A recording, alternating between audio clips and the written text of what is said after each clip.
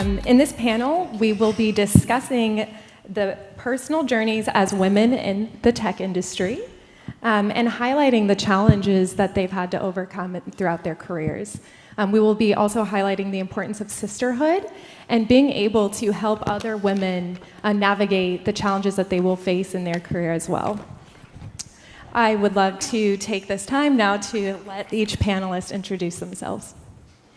Thank you. Thanks for the opportunity. My name is Hepsi Prem Kumar. I'm VP of Operations and Strategy for Cisco Systems. I'm so excited to be here to share my story. Thank you. Hi, I'm Charmaine Tang. I'm president of a company called Orca AG, based in Zurich, Switzerland, a SaaS company. I live in Dallas, Texas, but I was born and raised in New York City. Proud New Yorker, graduate of a school in New York City called Stuyvesant High School, which changed my life.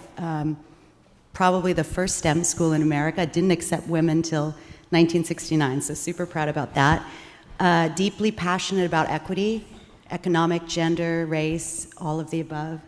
Child of immigrants. Jay, your comments really struck my heart. I'm the daughter of two Filipino immigrants born in America. I was born in America, and I have an almost 30-year career in finance and in investment banking and private banking. So it's a privilege to be here. I'm super excited to meet and speak with you all. Thank you. I'm Blair Ethington. I'm also born and raised in New York City, so we can talk about that more later. Queens and Manhattan? Yes, in Manhattan, yes. So I moved out to California, though, about 16 years ago, thinking that it was for 2 years, and so that's definitely changed. But I was the youngest of four, so the story about grit was something I learned at a very young age with black eyes and whatever else that my brothers gave me. But I think it's helped me be resilient and keep fighting and pursuing what I want. I currently work at eBay. I'm a boomerang there, so I worked there from 2006 to 2010, so a long time ago. It's great to be back, a good mix of different people who've been there before and people who are new. And so there I focus on the buyer experience and our key focus categories. My experience and career has been mainly in product management and general management, a mix of big companies and small companies. I like the variety, but always like focusing on the customer. And I live in San Francisco. I've got 3 kids, 2 boys and a girl, so I know what pain she's going to come across, but I also know that she's the one who will keep us connected as a family, so I'm excited for that. And it's just so exciting to be here today. Thank you guys for being here with us and excited to learn from each other. Hi, my name is Becca Carter. I'm the head of data science at Gusto, which is also based here in San Francisco. I think through the panel, I'll probably talk a little bit about a journey that went in a few different directions. I was a biologist at one point. I went into management consulting, ended in data science, and so have experienced a lot of different angles on how to develop a career. Perfect. I introduce myself as how I do in the meetings. Hepsi, that's I'm always tech and meetings, so I think I'm supposed to say so. So I am, after seeing my panelists, thank you. So I really practice something. So I born in a very tiny town in India and gone through a lot of challenges. And from my school to get into the industry, I wanted to be a doctor, and then my parents completely changed my profession to get me into a mathematics major. In India, the high school major will change which direction you wanted to go. If you don't take science, then you can't be a doctor, so you only get into tech. So I took it, okay, that's fine, and then I get into the college, and I wanted a computer science engineer. The colleges, they give you, okay, which major that you have to take. I was given civil engineering, so I don't want to go and build houses or anything. Then I said, okay, I quit. It's kind of 3 months after the college started, but I didn't give up. I applied many places, and then finally I got into a college, which is little far. My loving, care-protected parents don't want to send me to the college outside of my town, but I had to really go through and fight for it and get into that college. That's the way I finished my degree as master's. Then I wanted to get into tech industry get a job, but I didn't get a job right away. So that time, there's no internet, no GPS, and what I have to do is get up and take a newspaper and then read the ads and go to the places. Most of the time you walk and get into the places. 2 months I did, every day. I didn't tire myself. Every day morning, wake up and get the cut into pieces and go to the places. Finally, I got into the job. But my parents were, okay, if you don't get it, you finish masters, you are ready for marriage. So, but no, I have to get into this, be independence, and I had it. So really struggled because the supports, we got the keynote. You need a support system. Unfortunately, more loving support than support to get into my career. I have to be strong on myself and get into this path. That's where I started. Thank you. Thank you so much. I'm going to go ahead and start asking these wonderful ladies a series of questions, and then towards the end, I'll open it up for a quick Q&A. As successful leaders in the tech industry, you've each had unique journeys to get where you are today. I'd love to ask each one of you, can you share a pivotal moment or personal challenge that you've had to overcome on your path to success? And how did it shape your perspective and approach to your career? Okay, again another story. So I read a lot of stories. Okay, a lot of story in my life, challenges, obstacles. But so I'm so proud of gone through each one of them because everything gave me a lot of lessons to go forward. So okay, I finished, got a job and a couple of years in India and got married. And then okay, I wanted to. America is kind of a dream for everybody. Okay, I wanted to go to US and work in a tech industry. Then again, my parents, they said, okay, marriage, okay, got married. And got a kid, same year. So I was pregnant, okay, how can I get into the tech? So I was, I still can't believe what I did at that age. I did 3 jobs. One is my regular job, and then I go to I want to learn, people say that you have to learn languages, which is not English or anything, it's Java. I went to evening with a big tummy, go there and did Java classes. Then I take projects because you need learning experience for that. What I am working is not enough for me to come to US. So I did 3 jobs. So then finally, after going through a lot of interviews and everything, and finally I got a job. And the recruiting firm from US, they told me that, hey, you have a job ready, and just come with, don't even bring anything, come here, and we will get you everything you need. So I came with my husband, no job, because he said, okay, I am going, you come and join later, but I have to go. So please come, quit your job and come. So that is another challenge. Then 1-year-old baby, we all came here, and first, when they took us to a place, and they said, this is where you are going to stay. I have 17 people in that room for 3-bedroom. I said, we are going to stay here? Yes. So they put me into one set of women's in one room, and my husband and my daughter is somewhere between there. This is what. Then, okay, then can you set up interviews? At least I want to get out of it, because every day was I came with $20. Because they said, don't bring anything. Then I was told, okay, they will take care of it. But it didn't. It was really a challenge. No food. Every day somebody cooks something, and we have to, because of the baby. But I didn't give up. I said, every day I go and talk to them, can you set up an interview? Because where am I going to work? It was really, then after 3 weeks, they told me that you have to go back. Because of the immigration reason, if you are in kind of a bench, that's the term they use, you cannot stay here for longer. I was literally, okay, I don't want to cry, I don't want to give up, and I don't want to. Then I went to the leader, the head of the department, that set up one interview, please. At least I want to try. If I fail, that's yes, I'm okay, I will go back.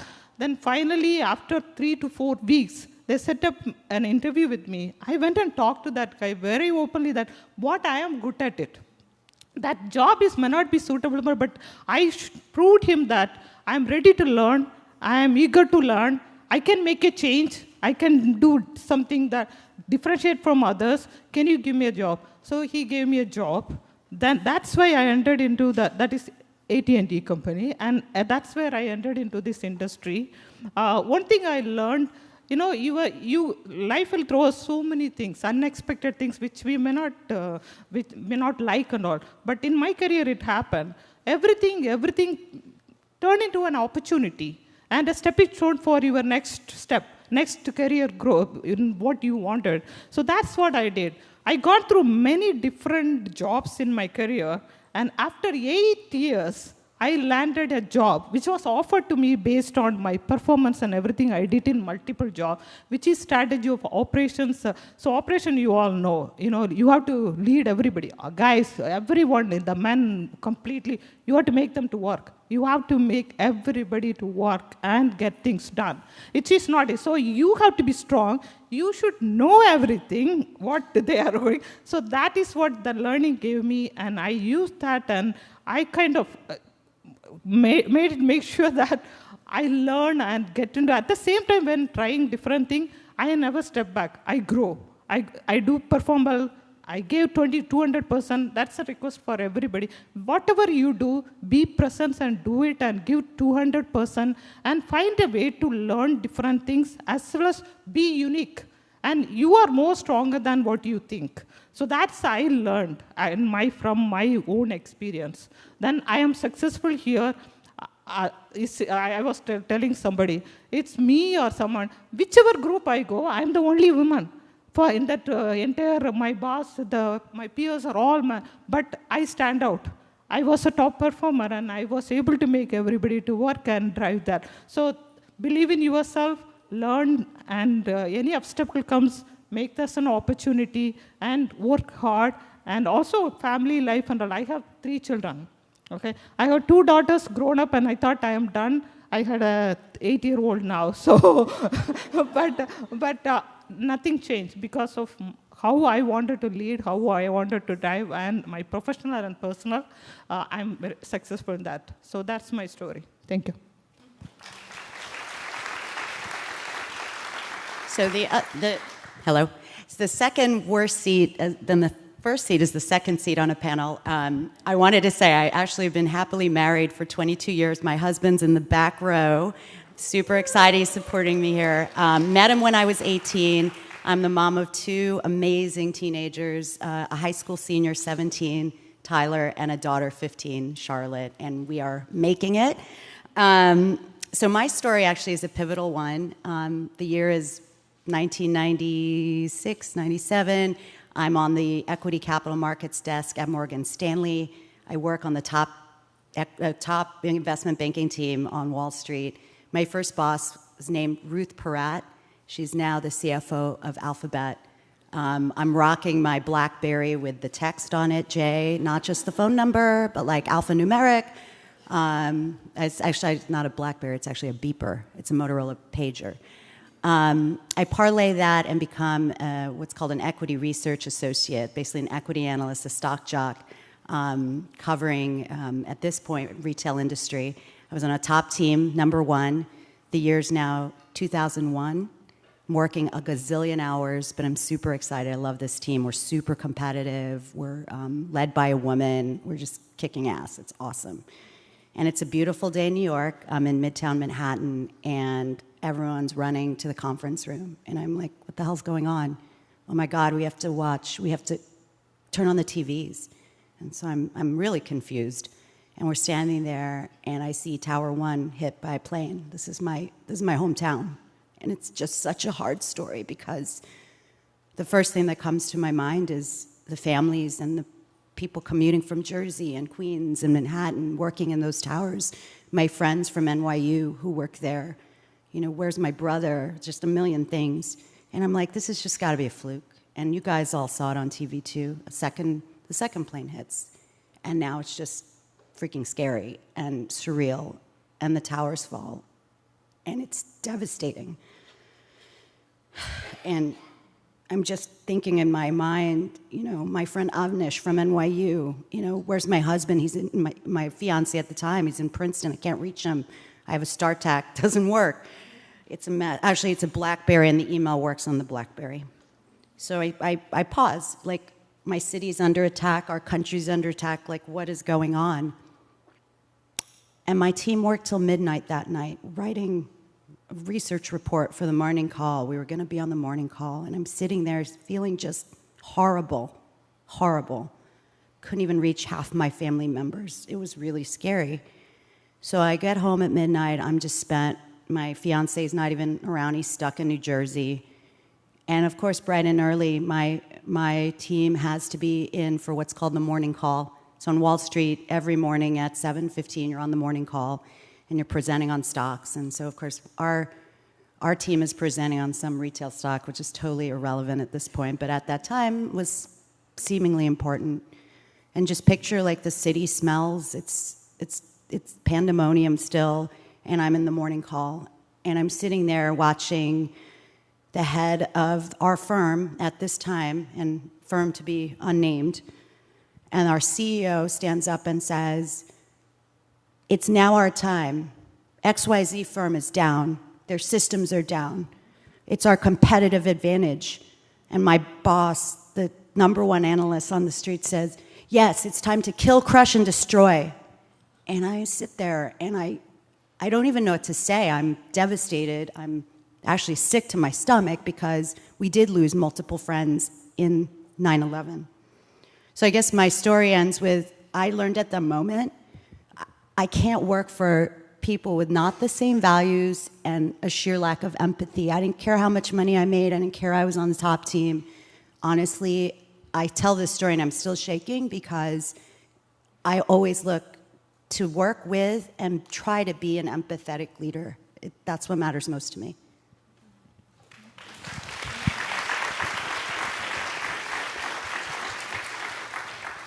Thank you. It was a pivotal moment, by the way. It was actually a pivotal moment. Great story and really good value to share with everyone. My pivotal moment that I was going to talk about was some feedback that I received. I was working at a startup and was leaving that startup to go to another one.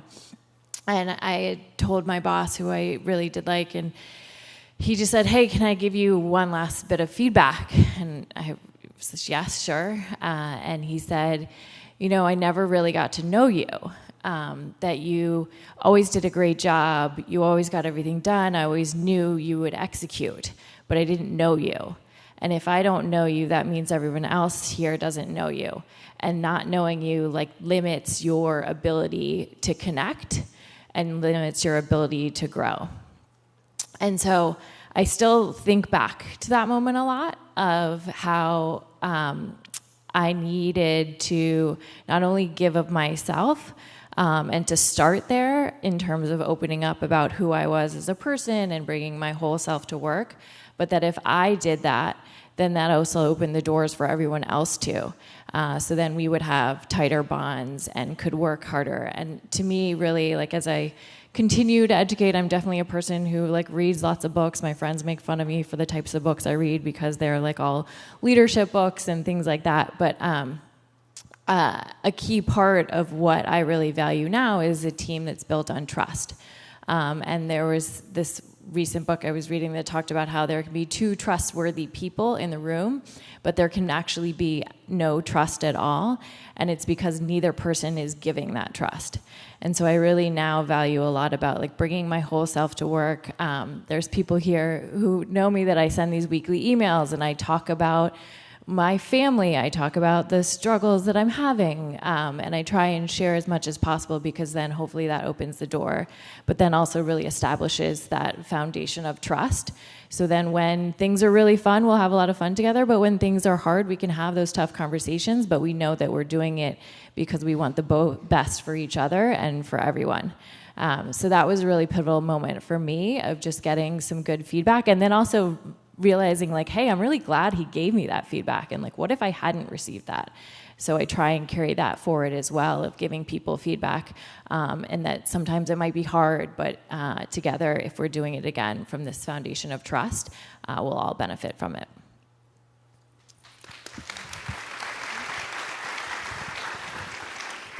I think the pivotal moment I thought about was as I was changing fields really extremely. As I mentioned, I was a biologist, I was in academia, and I went into management consulting as a way to get into the corporate world, thinking like, I want to stop literally crawling through forests in the middle of the night. I'd like to have something a little bit more stable and even, a little bit, earn a better living. And I landed a job at McKinsey, which was my dream job. You get to have an impact and earn the money and like fly all over the world. And I hated it more than I've hated any job I have ever gotten.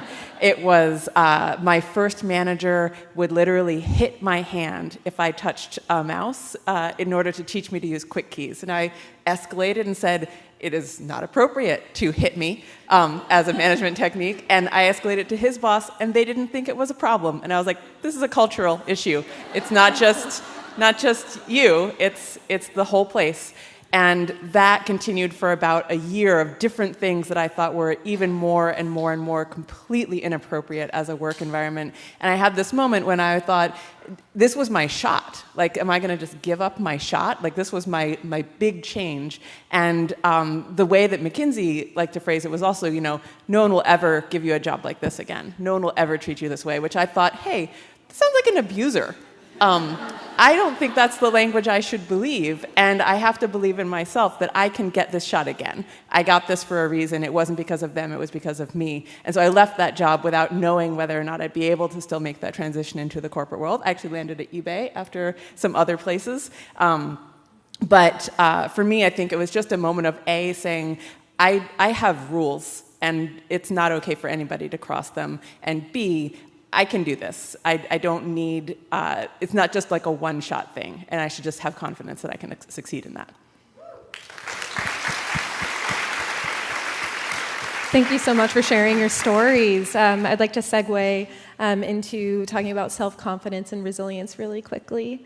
Breaking through barriers often requires a strong sense of self-belief and resilience, especially for a woman. How do you cultivate self-confidence and stay resilient in the face of obstacles or setbacks? Becca, would you like to go first? Sure. I was thinking about this a lot. For me, I think I break it into a few things. One is there are things you can do to make yourself literally more resilient. Like you can manage your finances in a way that makes you less fearful of losing your job or losing your position or whatever that is, which can give you courage to do other things. So I set that up. Some people would call that a fund of sorts, but also you could just think of it as not living beyond your means so that it's not a crisis if the worst happens in your employment. The other thing is you can actually do things that make you confident that you've done the work that you need to do to be great at your job. But the last thing I think is actually, for me, it's been thinking, at first I thought when I get to a certain point, I'll have the confidence to do X, and I realized, not really. I feel imposter syndrome with every new role that I take on, and I've started to take it more like you get a cold, where I'm just like, oh, this is a thing that happens, like a cold, you get a sore throat, and then a headache, and then sniffles, and then a cough, and then it passes. And I'll just say, oh, just give it time. It's not based in fact. It's just the thing that happens when you change roles, and just let it pass. And I stopped thinking that it's about me. And there are other things where you have to say, your feelings, while important, are not always facts. And so you might feel like everyone around you knows more or is more confident. And partly that's because you're comparing your interior feelings to their exterior approach. And your exterior looks different to them as well. And it's important to remember that you can't believe that they're showing everything and you're not. And so you have to just approach it with, what's the worst that could happen? Have you set yourself up that you could handle that? Did you do the work?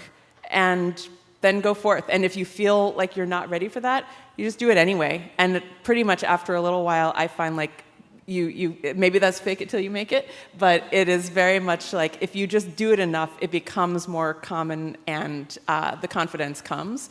But if you're waiting for it to just happen, for me, it doesn't happen that way. Thank you. And Hepsi, what about you?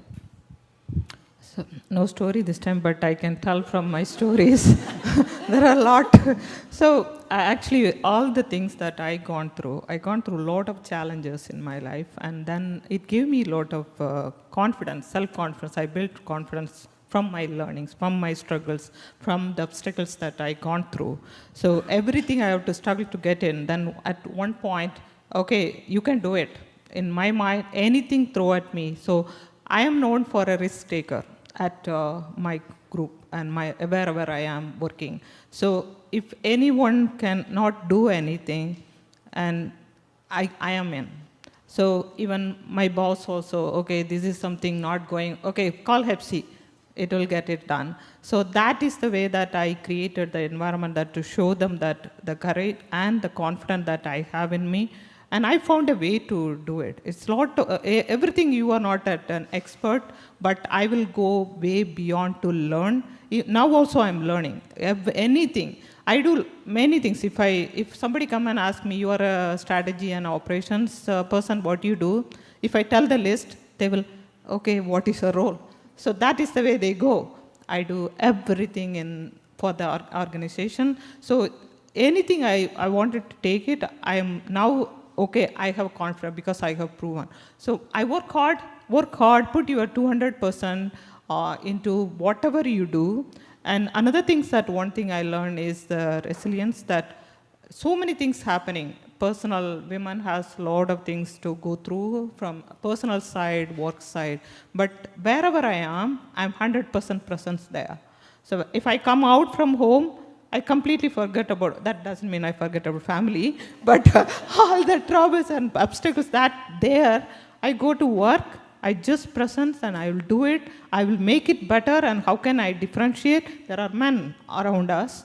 It's not like competing them, it's more like to show them I can also do it, and we are also equally can done many things. That is the way I think and learn, something uniquely do, differentiate and do it. That's it's been 25, almost more than 25 years in the industry. Been doing this, and now it's more like my, kind of in my, it's normally it comes that I don't. So self-confidence is the important one. Working hard is another one. Find a way to get it done is another one. If my boss wants tomorrow, I will finish it today. That is the one. And on it, and I'm a little bit aggressive. I'm not expecting everybody to be, but more on taking that and get things moving and remove obstacles from anything for the organization. That's what I'm successful in my life. Thank you. Perfect. So self-confidence and resilience is a key component into career growth. So throughout your careers, you've transitioned and involved in different ways. How do you embrace change and adapt to new opportunities? And what advice would you give to others looking to pivot in their own careers? Blair, would you like to go first on that? Sure, yes. So when I was thinking about this, I was one of my jobs was at a gaming startup, and we were building mobile games, and I was in charge of the studio that was building games for women. It was a new space, and we had some successes with some fashion-based games, but we wanted to reach an older audience with more money to spend and who maybe hadn't been in gaming before. And one of the key changes that we wanted to make was, instead of having all the clothes in the game be clothing that we just made up, we wanted it to be real branded clothes. Again, we're a startup, so we have this idea, and it's like, okay, go do it. I've never worked in BD before, I've never worked in sales before, but my boss, the CEO, was like, well, get on a plane and go to New York and convince the brands like they should give us the rights to their designs. I've never worked in fashion, but I was like, okay, I don't think that's really how it works. And like, P.S., we have no money to pay you. So I'd like all this for free. But I'll never forget, like, I got on the plane to New York. It was probably a red eye because, again, it was a startup and I had no time. And, like, wrote the pitch deck on the plane for the brands that I was going to meet with in New York. And the first one that we went into was horrible. They were like, games are for guys in their basement, and like, we sell luxury clothing, like, we would never want to be there. And so took that moment to be like, okay, like need another approach. And I think what I learned from that too was I didn't have to have the answers. I just needed to know what questions to ask. So I went to my friends who worked in fashion or somewhere else, and I was like, hey, if this is what I was doing, how would you do it? And who do I need, right? So acknowledging that maybe I wasn't the right person to do it, but I needed the right partner to do it with. And so eventually we found a PR firm who had good connections and wasn't too expensive, so we could afford them. So to help me do the pitches and get that inside sort of knowledge. And again, really the lesson from that, though, of like entering, whether it's that role or challenge or another one, is the power of questions. And I don't think you need to have the answers. You just need to know what questions to ask to help you get there and to help you learn. And so I use this like across a lot of different frameworks. When I'm interviewing people, I use something called I ask, which is intelligence, attitude, skills, and knowledge. And so again, I don't think you really need to have the skills and knowledge to be successful or to be a great person on my team. I need you to have the intelligence. I want you to be able to learn quickly. I want you to be hungry. And I want you to have that right attitude to deal with change and adjust and, you know, go along with the bumps in the road. So that framework's been really helpful for me when I go into something new and remind myself, like, I don't have to have the skills and knowledge. I just need to have the right intelligence and attitude to approach the problem.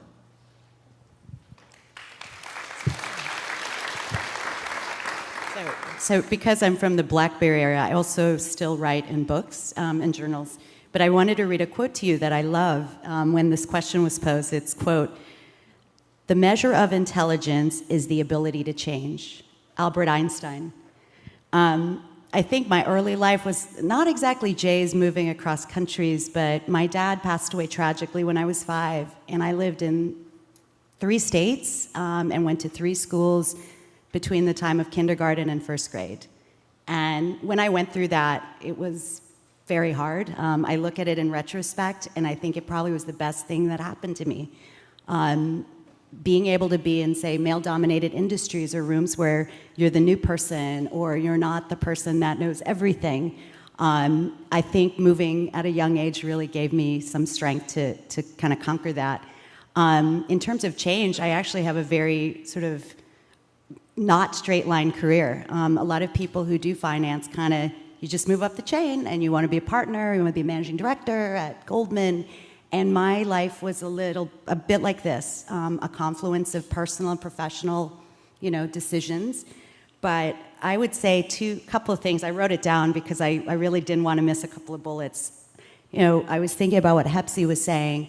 Be damn good at what you do. Work hard. And so my husband and I were drawing this yesterday. It's think of an XY axis. And so, competence on one axis and confidence on the other. And your sweet spot is feeling really good about your competence, which also sort of feeds into your confidence. I have a teenage daughter and son, and I think they think, I sort of just do my thing and I get on stage and I can talk, but I suffer from imposter syndrome daily. And I think the confidence thing is a nice way to articulate it in a visual.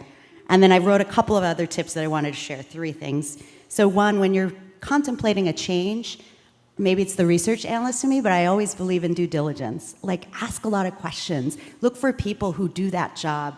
Talk to friends. Talk to just anyone, senior, junior, in that industry or position. The second thing that I did before these changes, who goes from being like an investment banker to, a Swiss-based SaaS company? It's such a change for me. I dipped my toe in the water before jumping in. I served on a couple of private company boards, tiny ones, didn't get paid.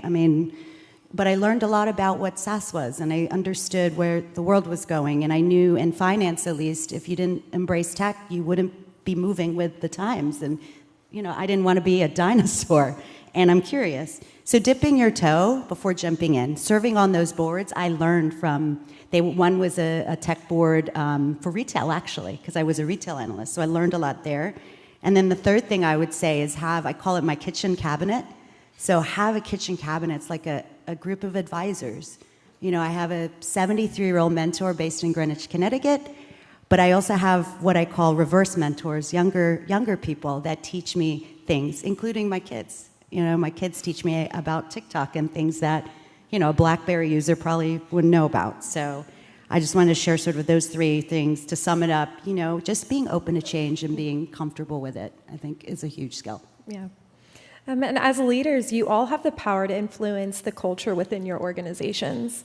How do you promote diversity and inclusivity in your respective workplaces, and how has it contributed to the success of your teams and projects?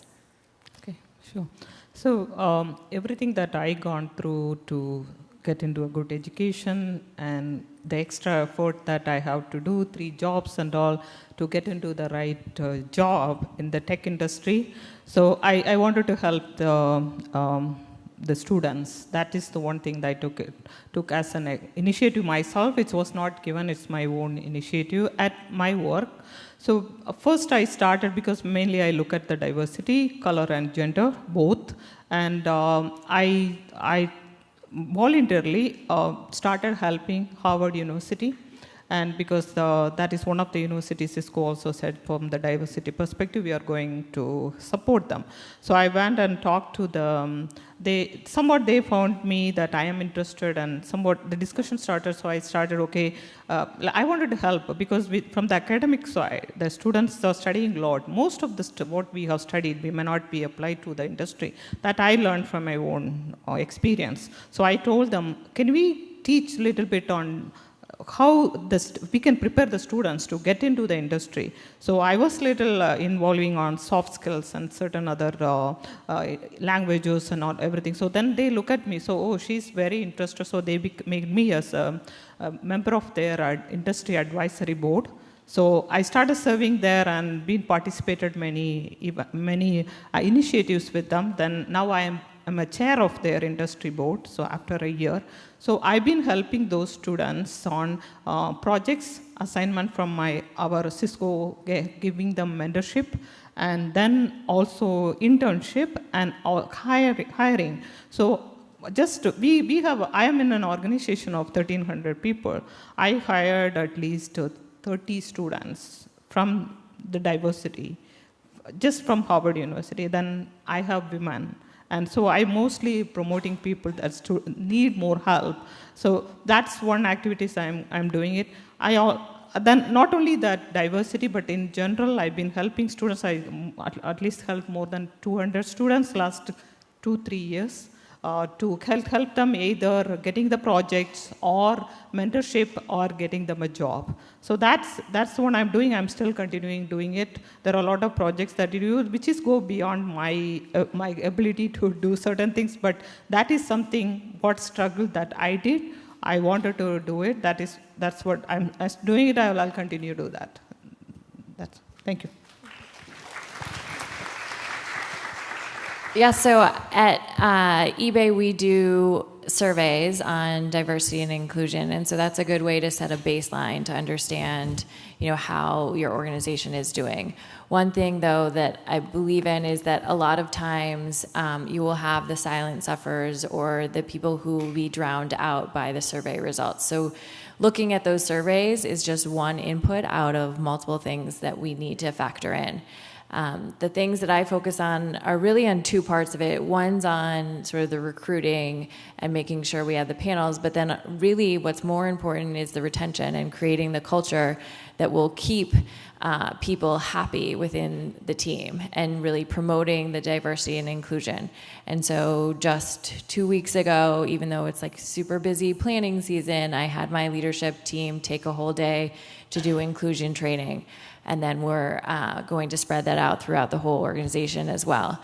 So figuring out the right ways in which you enable the voices to be heard and realizing that everyone expresses their opinions in different ways. And so yes, it might be in a meeting, or maybe you have to check in afterwards, or maybe it's through a survey or a one-on-one, but really making sure you get a sense of who everyone is. The best way for people to feel included is so that they don't feel anonymous. And so if you don't know their name, or if you're not saying hi to them when you walk by them, they're not going to feel included. So one is making sure that they don't feel, and no one feels anonymous, and then two, that they feel relevant. They know why it matters that they're there. Everyone should feel that. And then with that strong base, I think you can then attract better and better talent to your team. So number one is focusing for me on the sort of culture of the team to promote it, and then what you're doing from an interviewing and retention standpoint. Thank you. And the tech industry is constantly evolving and presents both opportunities and challenges. And so to close out the panel today, I'd like to ask one last question. How do you stay informed about emerging trends and technologies? And how do you balance innovation with the need for stability and continuity in your organizations? So on a data science team, this is definitely really top of mind for us right now.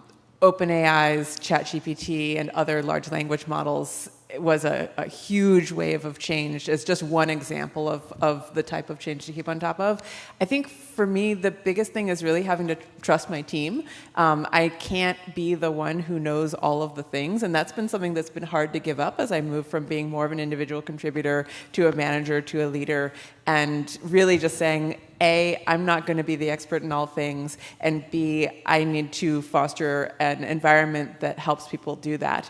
Some of the things we've done on our team is, for instance, with the large language model stuff, we wanted to have a bunch of people learn more about it, so we've done things like, let's collectively do some classes, let's do some watch parties, things that make it easier to carve that time out for anyone. And for me, I think it is participating at a certain level just to be able to stay just in the weeds enough that I stay informed enough that I can make good choices about it. But a lot of it has also been letting go of the requirement that I know everything, which is just a challenge, because that's what I like to do, is know it all. So that is one. And then the other is, you mentioned sort of like there's two sides. There's staying informed, and then there is having some stability in that. I think for us, we've needed to try to corral it a little bit. Not been totally successful with this particular wave of change and all that, but trying to corral it to what's a thing we can do rather than all the things. And something that I'm sort of struggling with at the moment is trying to get that narrowed down to something we can do to be productive, as opposed to having to try to solve how to meet everybody's needs on that. Charmaine? Super quick. I mean, on evolving and learning, I read a ton. I think listening is huge. Listening to people in your organization, people in the field, executives, your clients, your customers, taking that information and synthesizing it, I think is incredibly important to just continue to refine and then rinse and repeat once you've sort of iterate that. With stability, which I think is a really interesting part of the question, I believe I come from sort of, again, I joke, a dinosaur traditional industry and now in this industry. And things move so quickly in tech. It's innovation and it's so fast, but there's a sort of old school part of me that believes in reps. I always tell my kids, you know, the 10,000 hour rule, repetition, practice, and then refining. But I was going to say, actually, I have to look at my notes because I was excited to share this with you. You know, there's a book I've been reading recently. It's by James Clear. It's called Atomic Habits, and sort of the power of habit stacking. And it's a great read. But a great quote he says is, it's about continuity. And the quote is, goals are for people who care about winning once. Systems are for people who care about winning repeatedly. And so I take that very much to heart in all things I did, whether it was in finance or managing my house. You know, I'm a little bit like a drill sergeant. I joke now that I work with a Swiss company, I'm like even more systematic, very punctual, very routine. And I think, you know, like I said, discipline, repetition, reps, feedback, refinement. That's honestly how I think building a sustainable sort of experience for your company and building a culture of continuity works. Learn from history to inform your future.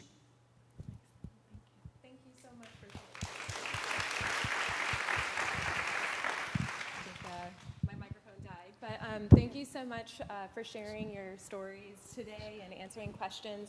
Fortunately, we did run out of time for a Q&A, but the conversation doesn't stop on the stage.